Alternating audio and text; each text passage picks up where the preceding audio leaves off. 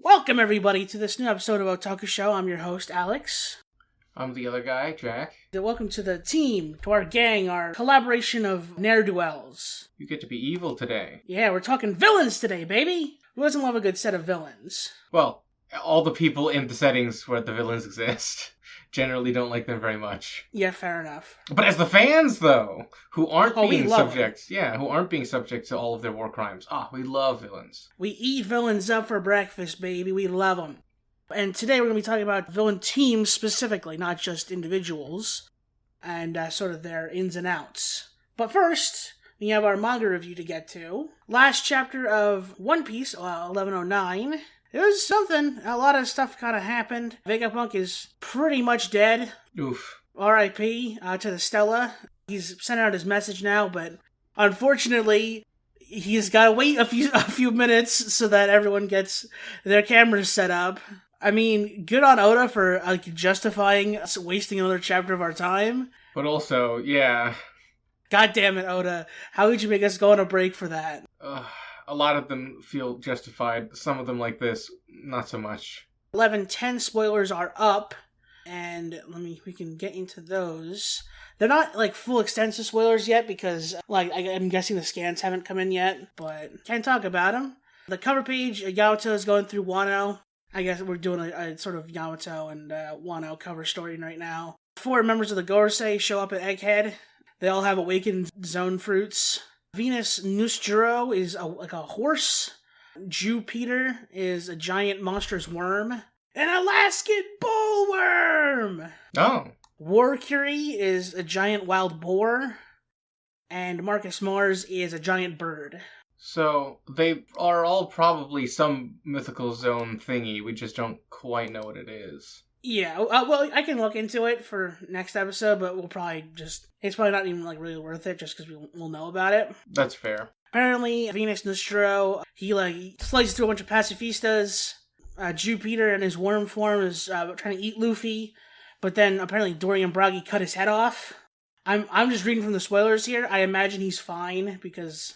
Well, these guys are... That'll be a hell of a power difference between the first guy we meet, who's now seems immortal, and then all of the rest of them.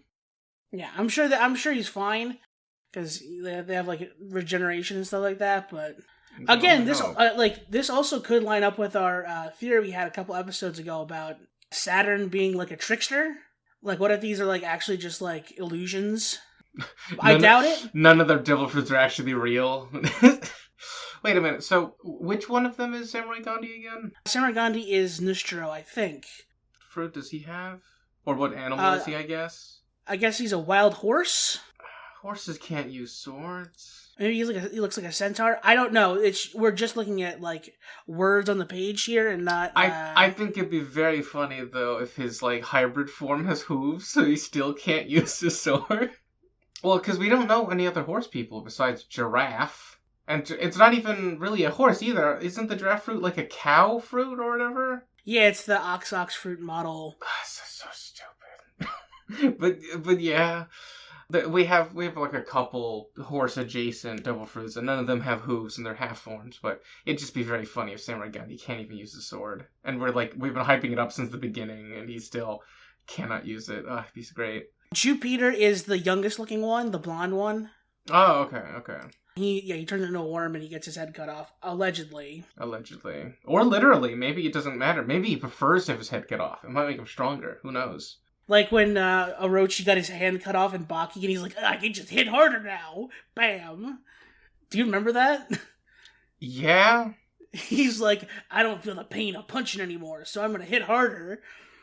Huh? Yeah, I don't know if that's how that works, but... It's not, but whatever. It is what it is, I guess. Yeah, and apparently it seems like Zoro hits Lucci with a pretty devastating attack.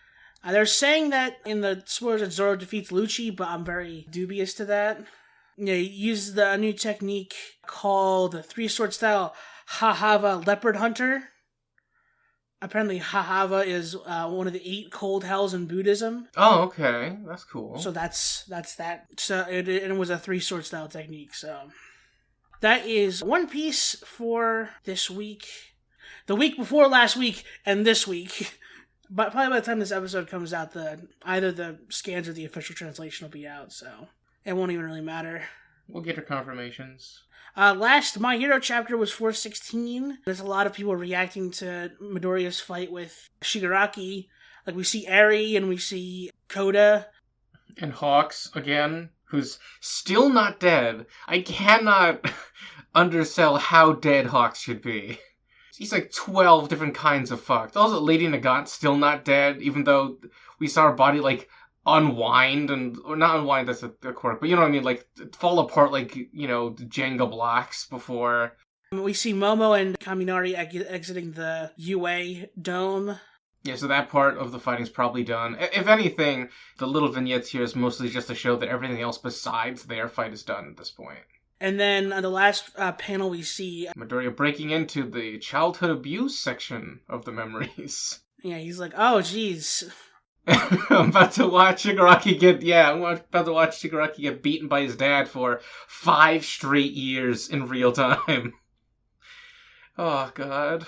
Yeah, Horikoshi's gonna try one last layup to try and give Shigaraki some type of redeeming thing, yeah. Well, because we still actually don't really know how he was abused as a child. It's implied, but, like, we haven't seen anything really dramatic happen. It's implied to be no harsher than, like, any other strict Japanese family. Yeah, like, if we're being completely honest, Shigaraki's just kind of a pushover. He's a bit of a wimpo. His childhood wasn't great, but also it wasn't so traumatic. It's not like One Piece levels of childhood, you know what I mean? Or like, just until his quirk awakened, that's when it got bad. Well, because he killed everybody, yeah. But, like, before his quirk awakened, though, he didn't have any real justification to be a villain. Like, maybe an edgy teenager or, like, a stand-up comedian or something, but... I think that maybe it has to, like, his quirk factor is, like, making his personality worse. Potentially, because it decays everything, right? That might be the point, including himself. Yeah, like how, like, Kirishima's, like, super manly and tough. Because he's like, the hard guy. Yeah, and, like, Kaminari is, like, super energetic and stuff, because he's electricity. Maybe your quirk factor influences your personality. And decay is just the worst. Because the series is, like, very much trying its hardest with many, not all, but many, of its quirks to be relatively scientific and, like, logical, right, with how they play out. Quirks are expressly meant to be biological mutations in this world. Like, everyone's a mutant, for the most part, including the non-mutant type quirk users. Like literally, they're biological explanations for things, right? Like, Bakugo can make explosions because he has nitroglycerin fucking sweat. Because it's so biological in nature, it makes a lot more sense for that setting for your powers to be, like, literally corrupting. Especially for something as violently destructive as Shigaraki's. If anything, it's a miracle he isn't dead. Like, he should just be dust at this point. Well, it only works if all 5 of his fingers touch something.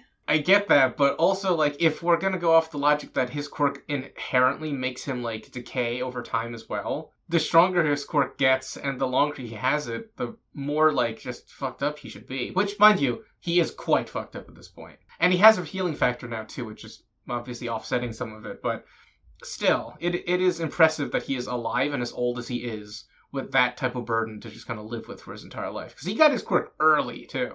But that was last week's My Hero Academia chapter, and there's no spoilers out yet, because the My Hero leakers are not as on it as One Piece leakers are. Yeah, or the leakers for Jujutsu Kaisen who are so rabid that they don't even care about translations. It's like, oh, it's outdone immediately in America and Japan simultaneously, even if it's just the worst translations. Yeah, just garbage. My God. For anyone who gives a shit about Hajime no Ippo, the fight between Marcus Rosario, this JoJo's Bizarre Adventure looking ass guy fighting against Mashiba for, like, title bout or whatever, is about to happen. Like, they finally got past the, like, 30 chapters of nothing leading up to the fight, and we're finally gonna watch Mashiba probably kill somebody in the ring. So that'll be cool. Speaking of Hajime no Ippo, a real-life anime event is happening with Logan Paul and Mike Tyson. Yeah. No, Jake Paul Yeah, and Mike Tyson. Other Paul, doesn't matter. They'll replace the other one when Mike eats the first one.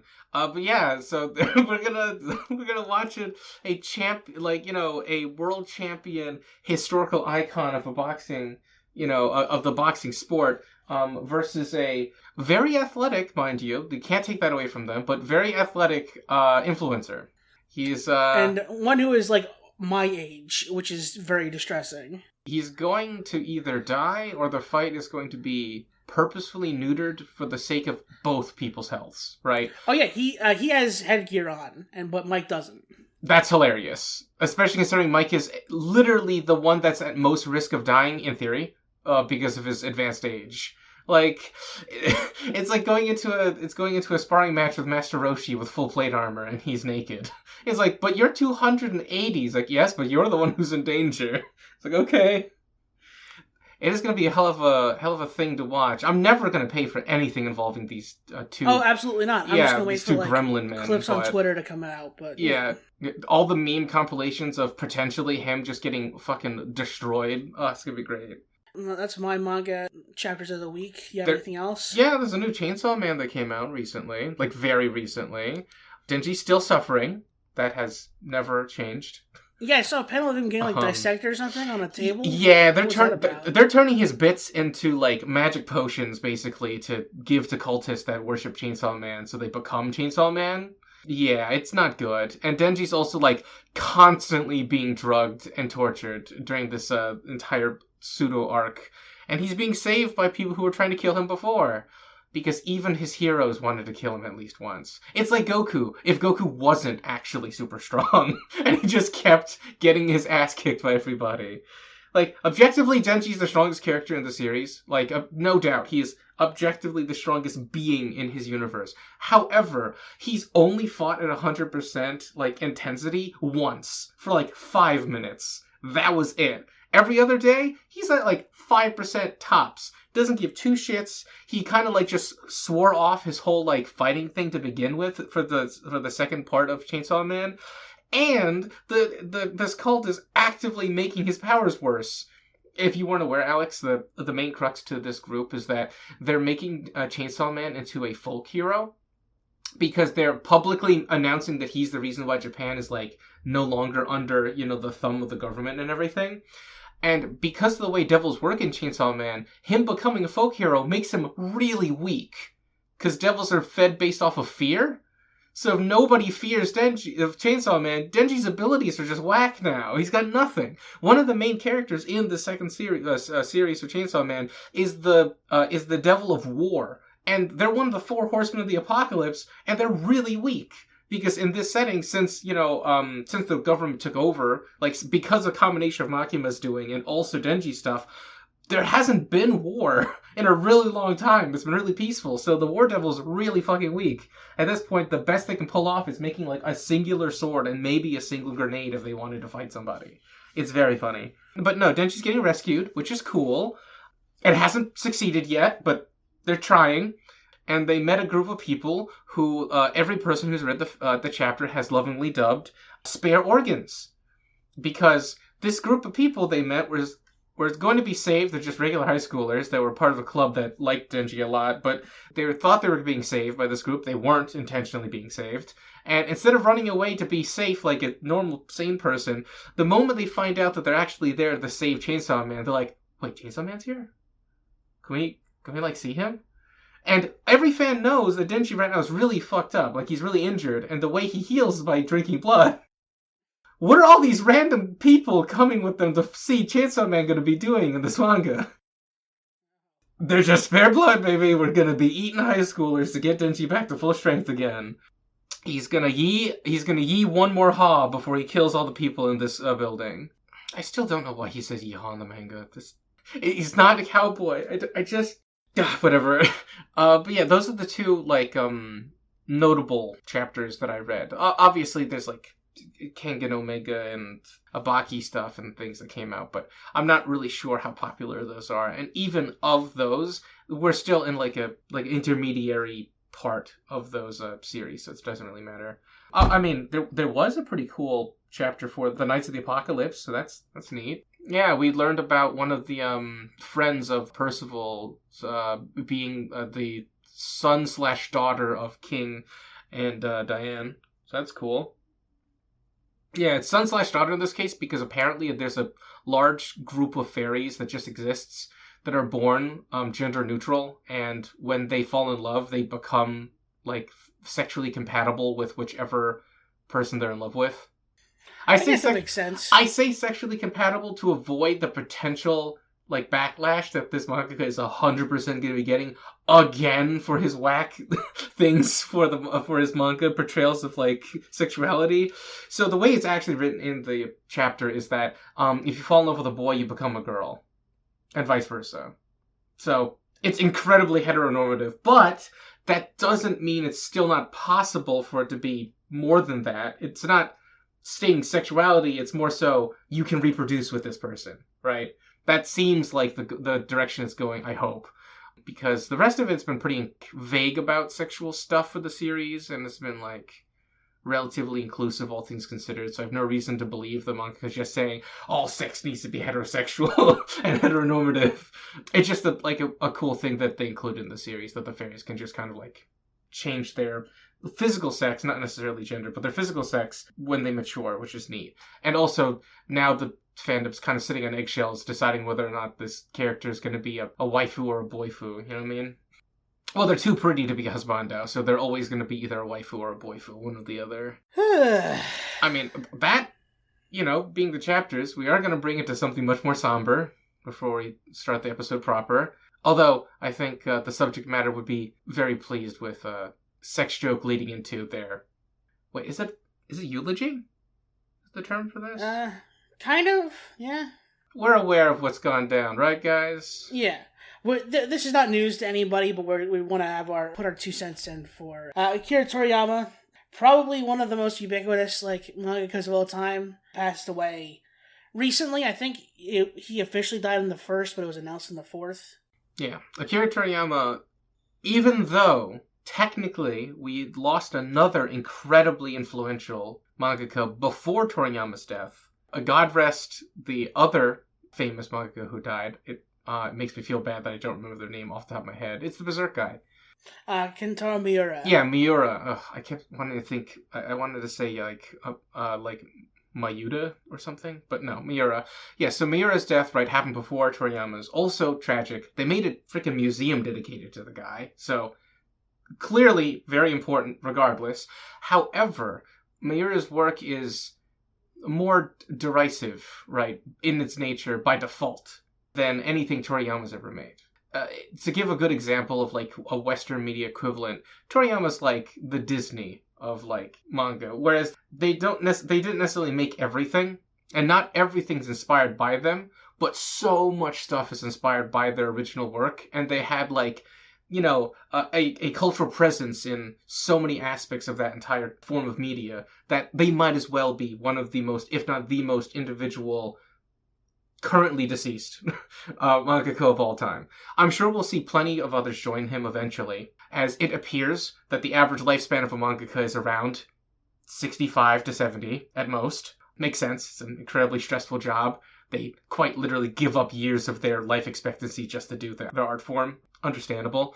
But it's going to be difficult to top this. It's not a competition, of course, but like it cannot go understated how important and impactful this one particular mangaka was.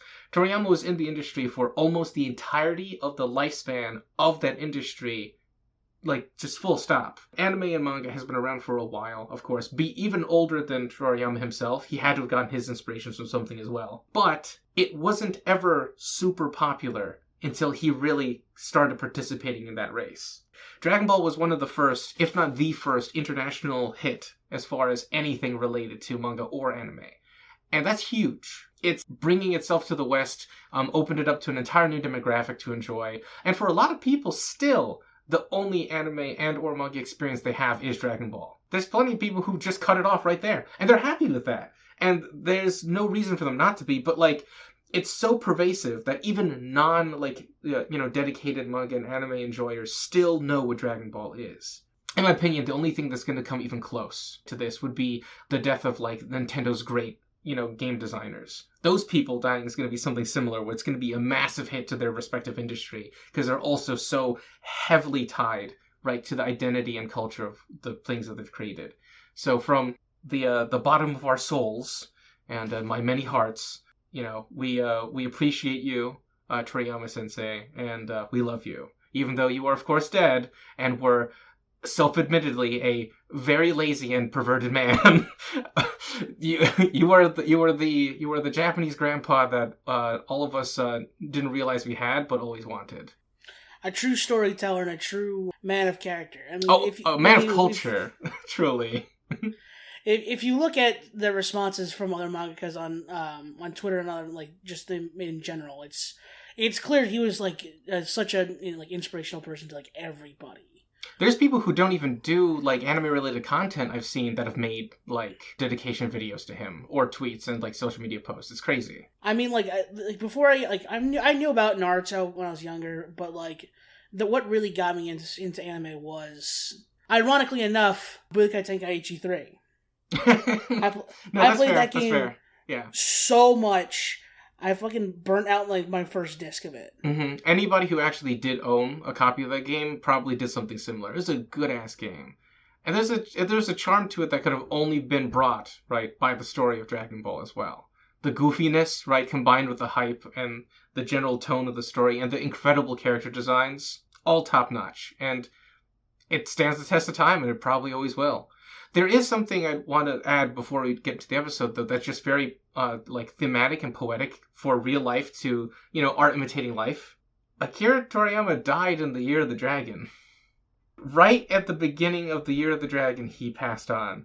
And in addition to that, there's a direct relation not just to the fact that there's a dragon, right, but the fact that Dragon Ball, the series, is supposed to canonically end like the ending of GT. Which is to say, everybody gets to be together, they have their happy ending, right? But Goku eventually leaves and ascends, fusing with Shenron, going into heaven.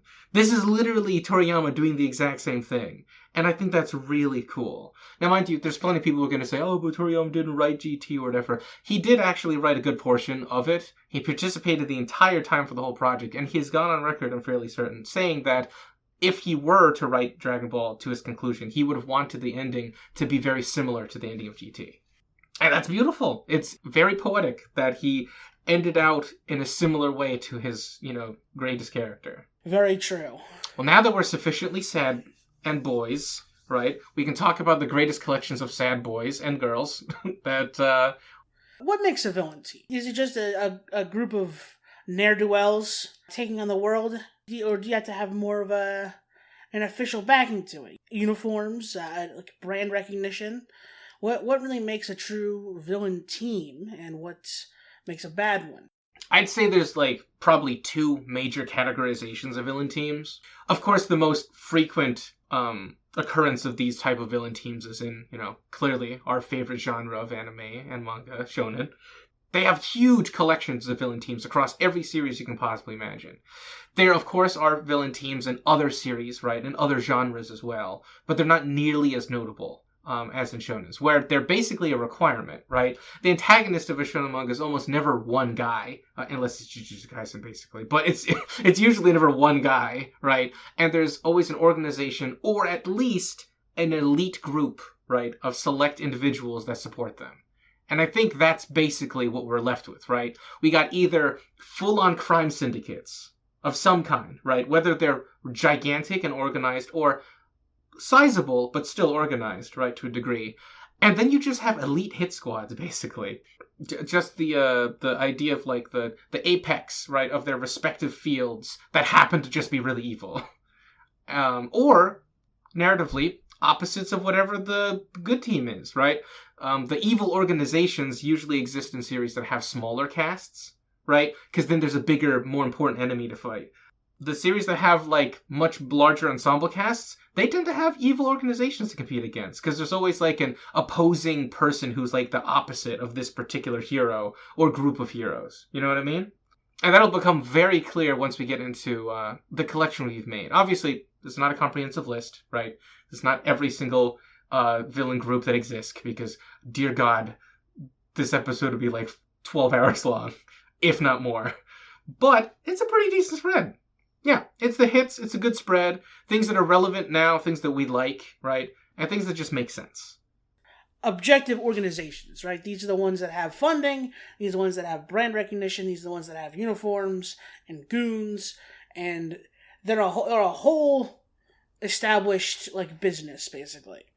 And when we say goons, by the way, we're not just saying like, oh, they have like a couple of like, henchmen that help them, like one or two like assistants. No, they have squads, right? Like entire groups that work underneath them most of the time, if not armies. For sure, one of the first ones I was ever introduced to, I'd say, starting with the Sound Village from Naruto. Yep. I mean, obviously, it's a whole. I don't know what constitutes a whole ninja village, because apparently they're just ninja villages for everything, like the village hidden in the ninja tools. I still like the ones hidden in the grass being separate from the leaf. That one's just very funny to me. But yeah, there's ninja villages for everything. It's crazy. And some of them are really, really small. This one isn't, though. The Sound Village is actually like surprisingly big. But that's mostly just because of how many people Orochimaru's kidnapped. Well, I mean, Which does make up a majority of, like a bulk of the people there. Yeah, you have human test experiments, right? Orphans, and just so many kidnapped ninjas from different villages. That's the bulk of the groups there. And if anything, there's usually a combination of all three. A kidnapped child who's become a human experiment, right? So... And oftentimes those make up the high ranks of... Yes. Of the Sound Village. For instance, the Sound 4. Technically 5, but mostly 4. The 5th one's dead or always sick. Actually, not always sick. He only became sick towards the end. But regardless, this is Sound 4 as far as we're concerned. Sasuke, eventually, he becomes kind of like the number 2. Behind the actual number 2, which is Kabuto. And technically, Sasuke's their splinter organization that came off. Taka. Taka is kind of like a branch off, right, of the similar. Look, it's actually no, it's not even technically. It's definitely a branching off of the Sound Village because Sasuke just stole all of Orochimaru's most useful henchmen. Yeah, which includes Suigetsu, Jugo, and Karen, I think. Yep, Karin. Which, by the way, yeah, Karen. What a name. Yeah, what a name. For a ninja. She does act like a Karen, though, to be fair. A lot of the women in Naruto actually do. But yeah, the Sound Village, kind of just like, their whole goal is just making sure Orochimaru can like learn every single jutsu. Which, yeah, that's fine. It's a fine goal. It's a clear goal, if nothing else. Yeah, some of these groups don't have goals, also. So, they have that on them, 100%. They have the procedure and they have the goal. They have the manpower as well. However, you get no medical benefits. In fact, you get medical detriments for being a sound ninja. If you even chose to be one in the first place. Consent is very much not a factor. And that can certainly be a turnoff for anybody interested in trying to be a sound ninja. I mean, their aesthetic is still pretty cool, though. I still see people cosplaying as them when people do cosplay as Naruto characters, which is neat. And to be fair, if Orochimaru wants your body, they will do everything they can to take care of you. By principle, if Orochimaru wants your body, you got something special going on at least, right? It's a good confirmation, right, that you are indeed a special person who is going to be viciously and physically abused by this sexy snake person. Yeah, that's overall. They got uniforms. They've got hideouts. They've got armies of goons and whatnot. Mm-hmm. They've got higher-ranking officials within said armies, and then higher-ranking officials within the armies as well. And they've got a clear goal and a clear set of procedures for achieving that goal. So, yeah, it fits. Overall, pretty good. And of course, they're evil. The other prerequisite, right? Definitely a villain organization, 100%. They are, yeah. Mm-hmm. Next up is the Marines from One Piece. Which, depending on who you ask, literally can't be villains, but narratively 100% are the villains.